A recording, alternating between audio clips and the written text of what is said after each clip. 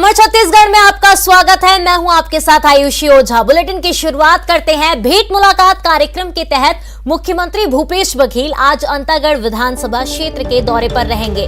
CM Antagarh के पोड़गांव पंखाजुर में लोगों से भेंट मुलाकात करेंगे। इसके पहले उन्होंने भानुप्रतापपुर में विकास कार्यों का लोकार्पण और शिलान्यास किया।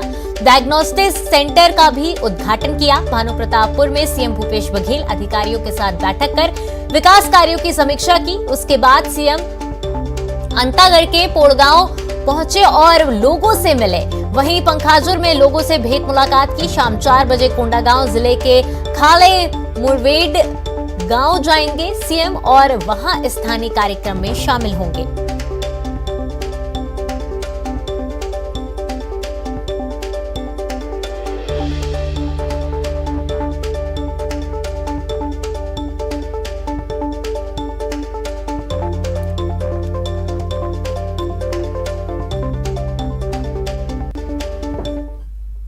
हरियाणा के एक और विधायक रेणु सिंह रायपुर पहुंची हैं और एक और विधायक के आने की संभावना जताई जा रही है। हरियाणा प्रदेश अध्यक्ष उदय भान सिंह और कार्यकारी अध्यक्ष जितेंद्र भारद्वाज भी हरियाणा से रायपुर पहुंचे। हरियाणा से कांग्रेस के 7 लोग रायपुर पहुंचे हैं। सभी विधायकों को कड़ी सुरक्षा के बीच रायपुर में रखा गया है। 9 तारीख तक सभी विधायक यहां रहेंगे। रिजॉर्ट में ठहरे विधायकों को छत्तीसगढ़ के पर्यटन स्थल घुमाने की भी तैयारी हो रही है। आज तीसरा दिन है और हरियाणा कांग्रेस के विधायक आज भी यहाँ पर ठहरे हुए हैं। 9 तारीख तक के 9 जून तक के वो यहाँ पर ठहरे रहेंगे। अभी तक यही सूचना है क्योंकि 10 को राज्यसभा को लेकर वोटिंग है। आप देख सकते हैं कि यहाँ से वो गोल्फ कोर्स है, वहाँ पर विधायक रुके हुए हैं। उसके पहले किस तरह से चप्पे चप्पे पर सुरक्षा है और जो भी अंदर जा रहा है उससे उसकी जाँच पड़ताल की जा रही है, उससे पूछताछ की जा रही है कि मीडिया के लोग या कोई दूसरे लोग वहाँ पर भीतर ना जा पाए। केवल होटल प्रबंधन से संबंधित लोग जो है वो वहाँ पर जा रहे हैं। बड़ी खबर यह है कि हरियाणा कांग्रेस के जो प्रदेश अध्यक्ष हैं उदय भान सिंह वो कल शाम को पहुंचे हैं। इसके साथ ही कार्यकारी अध्यक्ष जितेंद्र भारद्वाज यहां पर पहुंचे। एक और विधायक रेणु सिंह पहुंची है और ये कहा जा रहा है कि एक और विधायक जो है वो यहां पर आज पहुंच सकती है। ये भी बताया जा रहा है कि पर्यटन के लिए इन विधायकों को अलग अलग जगह ले जाया जा सकता है। बारनवापारा ले जाने की बात कही जा रही है। ये भी कहा जा रहा है कि कौशल्या माता मंदिर चंद्रखुरी दर्शन करने के लिए ले जाया जाएगा। कल यहाँ पर राम मंडली बुलाई गई थी और विधायकों ने भजन सुना। विधायकों की मेहमान नवाजी का खासतौर पे ख्याल रखा जा रहा है और छत्तीसगढ़ी व्यंजन तो परोसे ही जा रहे हैं।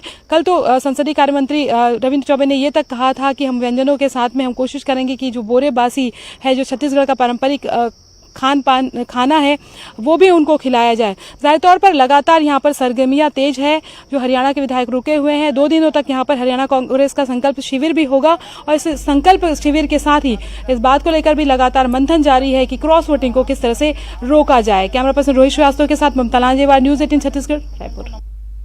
रायपुर दौरे पर पहुंचे केंद्रीय मंत्री किरेन रिजिजू अपीलीय न्यायाधिकरण के केंद्रीय सचिवालय भवन पहुंचे। यहां आईटीएटी रायपुर खंडपीठ के नए कार्यालय परिसर के उद्घाटन समारोह में शामिल हुए। उन्होंने कहा कि लोगों को समय पर न्याय मिले या आवश्यक है। सुकमा, जगदलपुर, नारायणपुर के केस हाईकोर्ट बिलासपुर में बुलाए जाएं, ऐसा नहीं होना चाहिए। लोगों के पास जाकर न्याय मिले ऐसी व्यवस्था होनी चाहिए। केंद्रीय मंत्री ने कहा कि हम नई व्यवस्था पर काम कर रहे हैं। केंद्रीय कानून मंत्री किरेन रिजिजू ने राज्य सरकार को मैसेज दिया और कहा कि केंद्र की राशि का सही तरीके और समय पर इस्तेमाल होना चाहिए। लोअर जुडिशरी के इंफ्रास्ट्रक्चर में सरकार से गंभीरता दिखाने की उन्होंने अपील की ताकि लोगों को न्याय मिल सके। वहीं महंगाई को लेकर उन्होंने कहा कि यह केवल केंद्र की समस्या नहीं है। उन्होंने कहा कि अकेले केंद्र सरकार से महंगाई कम नहीं होगा। केंद्र सरकार ने 2 बार राहत देने के लिए टैक्स घटाए। उन्होंने कहा कि छत्तीसगढ़ सरकार एक कदम आगे बढ़ाए तो लोगों को राहत मिलेगी। कि ये जो रायपुर का इनकम टैक्स अपीलेट ट्राइब्यूनल का नया ऑफिस कॉम्प्लेक्स इनॉग्रेशन हुआ है, इससे यहाँ का माहौल, खास करके यहाँ के जो बिजनेस गतिविधि है, आम लोगों के जितने भी जो कामकाज है उसमें बहुत बड़ा मदद मिलेगी। और ये परमानेंट यहाँ जो बेंच लगी है इसके वजह से लोगों को बाहर दूसरे जो ये एक अलग पुणे के जोन में आता है तो वहां जाने का आवश्यकता नहीं होगा, ना आपको जबलपुर जाना होगा, ना पुणे जाना होगा, ना कहीं दिल्ली। सारा छत्तीसगढ़ का काम टैक्स से रिलेटेड जो आपका इश्यू है यहीं पे सेटल होगा। वहीं ज्यादा जानकारी के साथ हमारे सहयोगी अवधेश हमारे साथ जुड़ गए हैं। अवधेश, देखा गया कि केंद्रीय कानून मंत्री जो है आज रायपुर दौरे पर रहे, क्या कुछ खास रहा है इस दौरे के दौरान?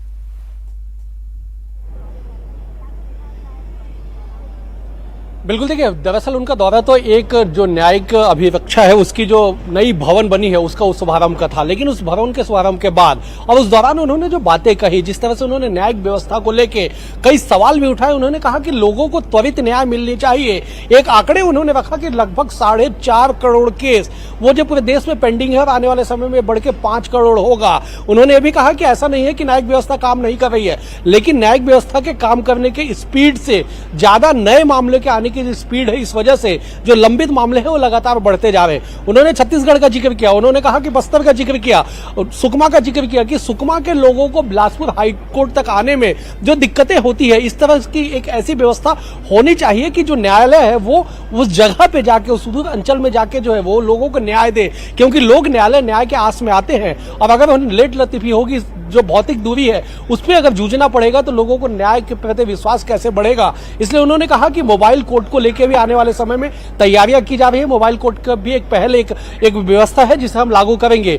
साथ ही साथ छत्तीसगढ़ आया है तो स्वाभाविक तौर पर राजनीति भी होगी। महंगाई के सवाल पर उन्होंने सीधे तौर पर कहा कि केंद्र सरकार ने 2 बार पेट्रोलियम पदार्थों के दामों में कमी करके लोगों को राहत देने की कोशिश की, लेकिन राज्य की भी अपनी जिम्मेदारियां है कि छत्तीसगढ़ के लोगों को राहत देने के लिए राज्य सरकार भी एक कदम बढ़ाए। अगर राज्य सरकार एक कदम बढ़ाएगी तब जाके लोगों को राहत मिल पाएगी। इसके अलावा कश्मीर जैसे अहम सवाल पे उन्होंने हालांकि सवाल के जवाब देने से बचते हुए नजर आए, लेकिन इतना जरूर कहा कि कश्मीर का मुद्दा बेहद ही संवेदनशील है, इस पे आराम से बैठ के बातचीत की जा सकती है, इस तरह से चलते हुए बातचीत नहीं की जा सकती है। इसके अलावा भी एक जो सबसे अहम यह है कि राज्य सरकार को खर्चे को लेकर भी उन्होंने एक संदेश दिया है कि राज्य सरकार जो केंद्र के द्वारा जो निचली जो न्यायिक व्यवस्था के लिए, इंफ्रास्ट्रक्चर के लिए जो 900 करोड़ रुपए जो आए हुए उसका जो सही समय पे और सही जगह पे इस्तेमाल हो ताकि न्याय व्यवस्था के प्रति लोगों का विश्वास बढ़े। तो देखा गया कि ये जो दौरा रहा उनका अवधेश वो काफी महत्वपूर्ण रहा। सिर्फ उन्होंने एक मुद्दे पर ही बात नहीं की, कई मुद्दों को लेकर उन्होंने बात की और साथ ही साथ राज्य सरकार को भी संदेश देने की कोशिश की। तमाम जानकारी साझा करने के लिए आपका धन्यवाद। खबरों में आगे बढ़ते हैं। रायपुर पहुंचे केंद्रीय मंत्री किरण रिजिजू बीजेपी दफ्तर पहुंचे। कुशाभाऊ ठाकरे परिसर में केंद्रीय मंत्री किरण रिजिजू ने बीजेपी नेताओं से मुलाकात की और उनसे चर्चा की। किरण रिजिजू ने अगले साल होने वाले विधानसभा चुनाव को लेकर प्रदेश बीजेपी नेताओं के साथ चर्चा की।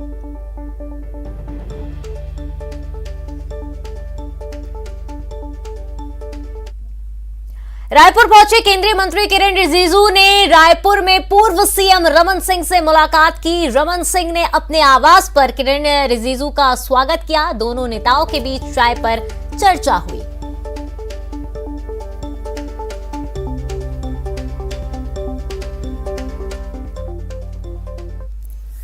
और 21 बर्खास्त कर्मचारियों को लेकर मनरेगा कर्मचारियों में सरकार के खिलाफ गुस्सा है। मनरेगा कर्मचारी वादा निभाओ रैली निकालने वाले हैं।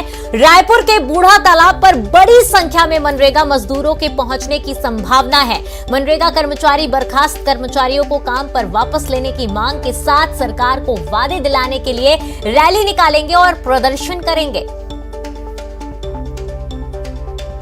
देखा जा रहा है कि 21 बर्खास्त कर्मचारियों को लेकर अब मनरेगा कर्मचारियों में सरकार के खिलाफ काफी गुस्सा है, आक्रोश है। मनरेगा कर्मचारी वादा निभाओ रैली निकालने वाले हैं और रायपुर के बूढ़ा तालाब पर बड़ी संख्या में मनरेगा मजदूरों के पहुंचने की संभावना जताई जा रही है।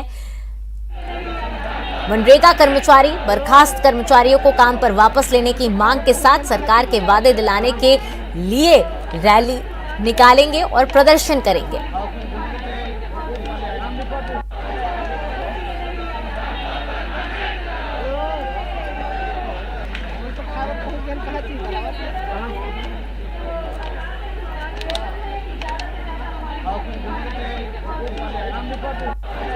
तो देखा जा सकता है कि इसमें बर्खास्तगी के बाद से आक्रोश बढ़ा है मनरेगा कर्मचारियों में सरकार के खिलाफ, जिसके तहत अब वो बूढ़ा तालाब पर बड़ी संख्या में पहुंचने वाले हैं और उनकी संभावना है कि वो भारी संख्या में पहुंचेंगे। तकरीबन 5000 से अधिक कर्मचारी इस दौरान शामिल हो सकते हैं। बूढ़ा तालाब में जुटेंगे ये मनरेगा कर्मचारी। बर्खास्तगी के बाद ये बड़ा और आक्रोश देखने को मिल रहा है।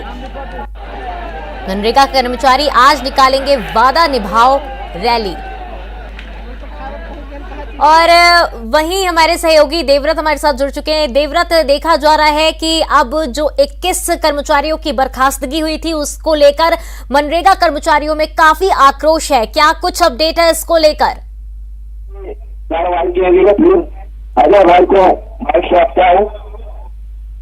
हेलो देवव्रत, आपको मेरी आवाज आ रही है?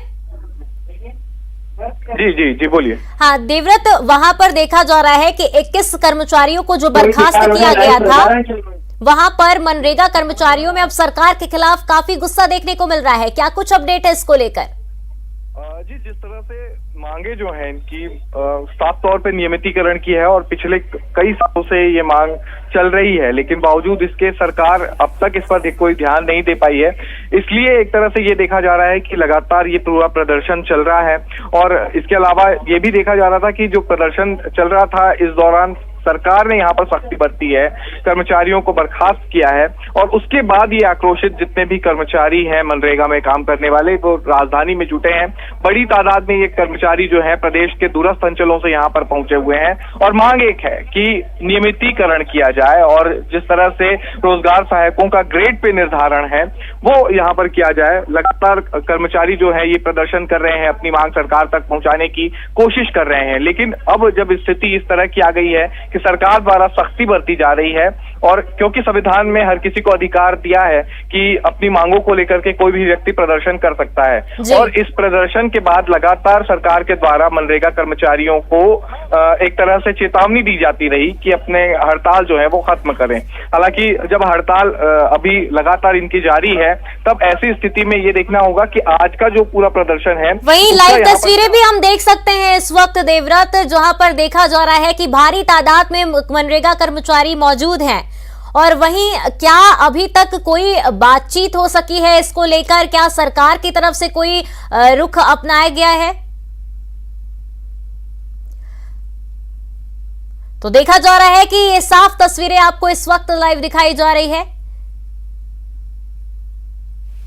और 21 बर्खास्त कर्मचारियों को लेकर मनरेगा कर्मचारियों में सरकार के खिलाफ गुस्सा देखने को मिल रहा है। मनरेगा कर्मचारी वादा निभाओ रैली निकालने वाले हैं। रायपुर के बूढ़ा तालाब पर बड़ी संख्या में मनरेगा मजदूरों के पहुंचने की संभावना बताई जा रही थी। और वहीं एक बार फिर हमारे सहयोगी देवव्रत हमारे साथ जुड़ गए हैं। देवव्रत, क्या सरकार की तरफ से कोई रुख अपनाया जा रहा है? क्या कुछ बातचीत की जा रही है? क्या कुछ अपडेट है इसको लेकर? जी, सबसे पहले तो मैं यहाँ पर पूरी तस्वीरें आपको दिखाना चाहूंगा जो कि मनरेगा कर्मचारियों की है। प्रदेश भर के दूरस्थ अंचलों से यहाँ पर पहुंचे हुए हैं ये तमाम कर्मचारी और एक आक्रोश है क्योंकि पिछले कई सालों से मांगे हैं नियमितीकरण को लेकर के, लेकिन सरकार जो है मांग सुन नहीं रही है। और कहा यह जा रहा है कि चुनावी घोषणा पत्र में वायदा किया गया था कर्मचारियों से कि उनका नियमितीकरण किया जाएगा और उसके बाद जो स्थिति है वो तो आपके सामने ही है कि पूरे प्रदेश भर के जो मनरेगा कर्मचारी है वो यहाँ तक पहुंचे हैं। एक बात और हुई इस बीच में कि आंदोलन को लेकर के लगातार सरकार की तरफ से सख्ती बरती गई। कर्मचारियों को यह कहा गया कि वो अपना आंदोलन खत्म कर दें और उसके बाद भी जब आंदोलन खत्म नहीं हुआ तब जो कई कर्मचारियों को बर्खास्त किया गया और इसकी नाराजगी जो है वो साफ तौर पे यहाँ पर देखी जा सकती है। और ये जो कर्मचारी यहाँ एकजुट हुए हैं, इकट्ठा हुए हैं, भीड़ की जो शक्ल दिखाई दे रही है यहाँ पे, ये उनका ये आक्रोश बता रहा है कि प्रदेश भर से जितने भी कर्मचारी हैं वो यहाँ पहुंचे हुए हैं। कुछ लोगों से हम बात करने की भी कोशिश करते हैं। भाई साहब, ये आप लोग प्रदर्शन के लिए बैठे हैं, कुछ कर्मचारी जो है वो बर्खास्त कर दिए गए हैं, अब क्या रुख होगा आप लोगों?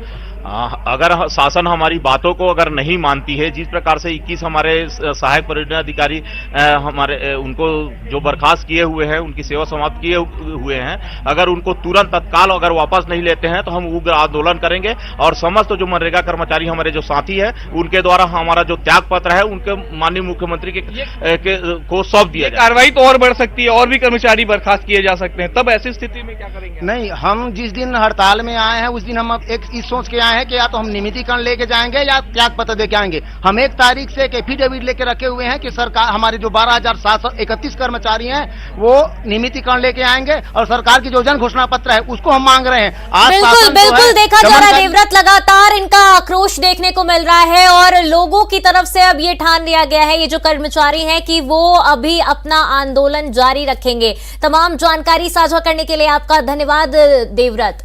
और खबरों में आगे बढ़ते हैं। दुर्ग शहर में आज शाम पीने के पानी की आपूर्ति नहीं होगी। शटडाउन के चलते पानी की सप्लाई नहीं होगी। बारिश के पहले विद्युत विभाग मेंटेनेंस कर रहा है, जिसकी वजह से आज शाम दुर्ग शहर में पानी टंकी से पानी की सप्लाई नहीं होगी। लोगों से पानी स्टोर कर रखने की अपील की गई है।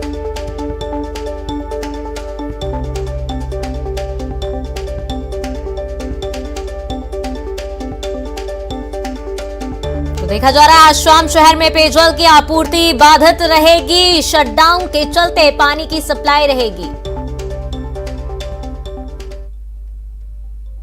और वहीं ज्यादा जानकारी के साथ हमारे सहयोगी मिथिलेश हमारे साथ जुड़ चुके हैं। मिथिलेश, शटडाउन की स्थिति एक बार फिर देखने को मिल रही है, इसको लेकर क्या स्थिति बन सकती है और लोगों को कितनी दिक्कतों का सामना करना पड़ सकता है?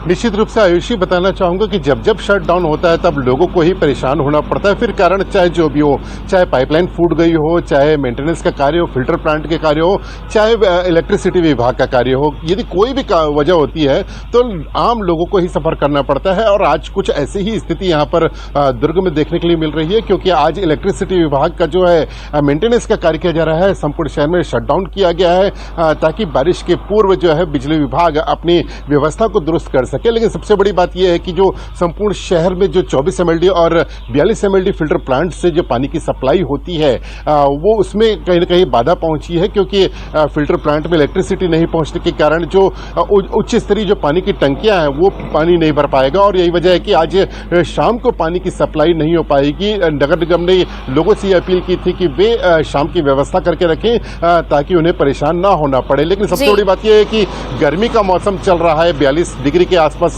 तापमान पहुंच गया है। ऐसे में लोगों को पानी की बेहद आवश्यकता होती है, खासतौर पर गर्मी के दिनों में इनको बेहद आवश्यकता होती है। निगम बार बार ये दावा करता है कि जहां जहां पानी की कमी होगी टैंकरों के माध्यम से पानी की सप्लाई की जाएगी, लेकिन उनके पास में इतनी पर्याप्त सुविधा नहीं है कि वे संपूर्ण शहर को पानी की सप्लाई कर पाए। तो अब लोगों को परेशान होना पड़ रहा है और यही उम्मीद कर रहे हैं कि जल्द से जल्द ये काम हो ताकि लोगों को पानी मिल पाए। जी मिथिलेश, तो साफ तौर पर देखा जा सकता है कि जिस तरीके से पारा बढ़ रहा है और गर्मी बढ़ रही है, ऐसे में लोगों को पानी की किल्लत का सामना करना पड़ता है और ऐसे में शटडाउन होना लोगों की मुसीबत और बढ़ाता है। तमाम जानकारी साझा करने के लिए मिथिलेश आपका धन्यवाद। चलिए खबरों में आगे बढ़ते हैं। कांकेर से बड़ी खबर, मुख्यमंत्री भूपेश बघेल अंतागढ़ पहुंचे हैं। पोडगांव भेंट मुलाकात कार्यक्रम में शामिल हुए हैं। सीएम भूपेश बघेल का पारंपरिक तरीके से स्वागत किया गया है। सीएम ने लोगों से सरकारी योजनाओं की जानकारी ली है। तो लगातार प्रदेशव्यापी दौरे पर हैं सीएम भूपेश बघेल और ऐसे में कांकेर से ये बड़ी खबर हम आपको बता रहे हैं, जहां पर सीएम का पारंपरिक तौर पर स्वागत किया गया है। भेंट मुलाकात कार्यक्रम में शामिल हुए हैं सीएम भूपेश बघेल और साथ ही साथ लोगों से सरकारी योजनाओं की जानकारी ले रहे हैं। लगातार इससे पहले भी देखा गया कि सीएम भूपेश बघेल लोगों से बातचीत किए और उनसे चर्चा किए और योजनाओं की जानकारी लिए, विकास कार्यों का जायजा लिया उन्होंने और तत्कालीन एक्शन मोड में नजर आए। जब वहां पर अगर काम नहीं हो रहे थे तो तुरंत अधिकारियों को निर्देशित किया गया और साथ ही साथ जिन भी अधिकारियों के खिलाफ शिकायत मिली उनके खिलाफ भी तत्कालीन एक्शन लेते हुए सीएम भूपेश बघेल नजर आए थे। और ऐसे में एक बार फिर देखा जा रहा है कि कांकेर से ये खबर है, जहां पर मुख्यमंत्री भूपेश बघेल अंतागढ़ के पोडगांव पहुंचे हुए हैं। भेंट मुलाकात कार्यक्रम में शामिल हुए हैं। सीएम भूपेश बघेल का पारंपरिक तरीके से स्वागत हुआ है। सीएम ने लोगों से सरकारी योजनाओं की जानकारी ली है। और साफ तौर पर ये तस्वीरें भी आपको हम दिखा रहे हैं, जहां पर देख सकते हैं कि किस तरीके से उनका पारंपरिक तरीके से स्वागत किया गया था। सीएम ने लोगों से बातचीत की और सरकारी योजनाओं की जानकारी ली कि आखिरकार लोगों को कितना योजनाओं का लाभ मिल पा रहा है।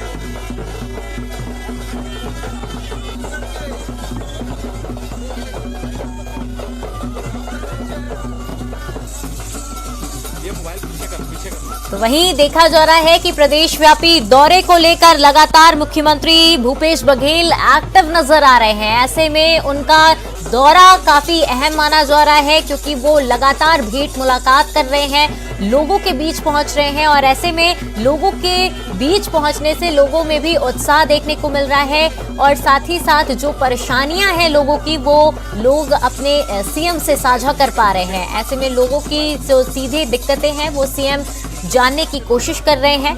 सरकारी योजनाओं की अगर बात की जाए तो वो उसका जमीनी स्तर जानने की कोशिश कर रहे हैं कि आखिरकार जमीनी हालात क्या है योजनाओं के, क्या लोगों को लाभ मिल पा रहा है उसका, क्या नहीं मिल पा रहा है। और साथ ही साथ देखा जा रहा है कि लोग भी भेंट मुलाकात कार्यक्रम में पहुंच रहे हैं भारी मात्रा में, जहां पर वो उनसे मुलाकात कर अपनी परेशानियों को साझा कर रहे हैं, अपनी दिक्कतों को बता रहे हैं कि उन्हें कहां परेशानियों का सामना करना पड़ रहा है। और जिसे लेकर सीएम भूपेश बघेल साफ तौर पर देख सकते हैं कि वो उसका निवारण करते हुए नजर आ रहे हैं। लगातार देखा जा रहा है कि जो दौरा है सीएम भूपेश बघेल का वो काफी अहम माना जा रहा है, कई मायनों में अहम माना जा रहा है। और कहीं ना कहीं इसे आगामी चुनाव को लेकर देखा भी जा सकता है कि अपनी जमीनी हकीकत तलाशने और जो सियासी जमीन है उसे मजबूत करने की भी कोशिश कांग्रेस की तरफ से की जा रही है, ताकि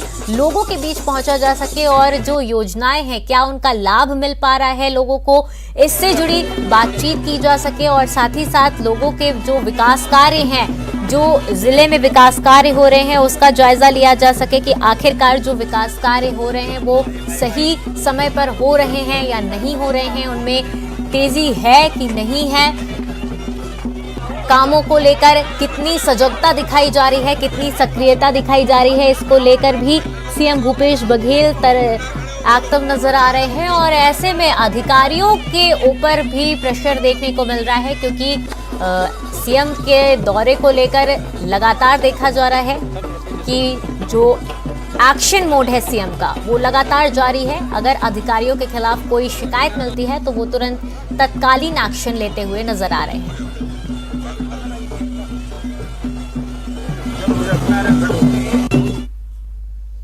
और फिलहाल इस बुलेटिन में इतना ही। खबरों का सिलसिला लगातार जारी रहेगा।